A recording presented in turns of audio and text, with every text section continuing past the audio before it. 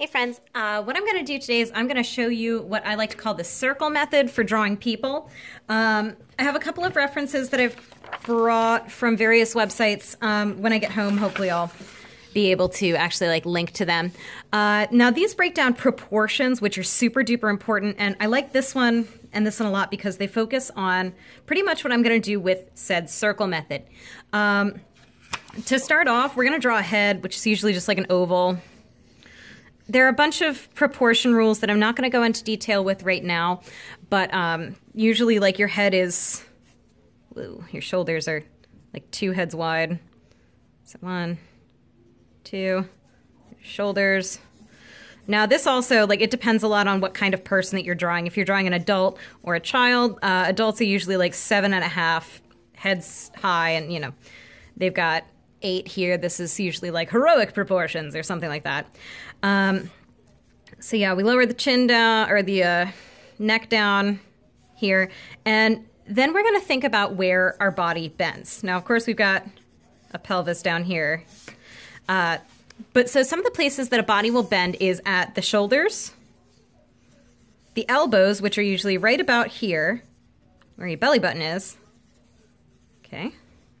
And then your wrists. So what I'm doing here is I'm actually just measuring that to find out how far down I need to go, because your forearms are the same length as your upper arms.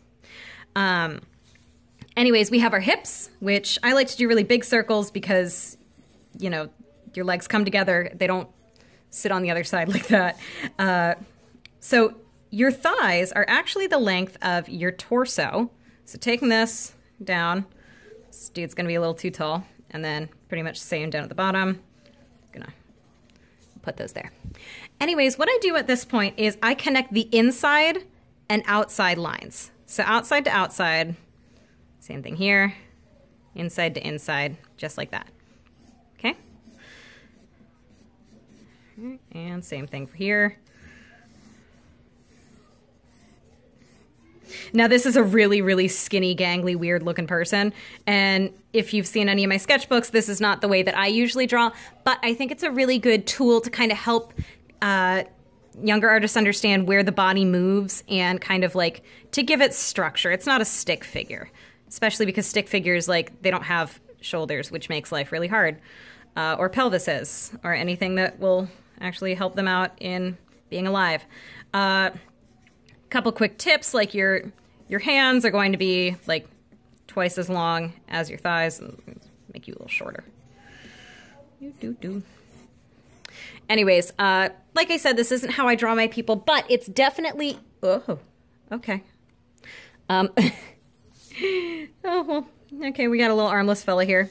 I've actually made a little doll kind of mannequin to show this a little bit. So we've got the belly button at elbow level. We've got the hand, which is mid-thigh. But the whole point of the circles is once you know the distance between them, it doesn't matter where the circles go so much as kind of how you use them and connect them to each other. And you can do that to make a whole bunch of different poses and things. But yeah, so hopefully that kind of helps, because like I was saying, we've got the elbow dots, and just wherever you put it, we could put the hand here, and it goes something like that. See? But this just kind of helps you flesh out and think about the fact that a stick figure is kind of like a skeleton compared to this. You got to have the bones going on, like your rib cage and your pelvis. But then once you've got that, you can just kind of add the pieces in to bulk them up. Okay? Hopefully that helped. This thing is terrifying and I never want to see it again, so I will see you later.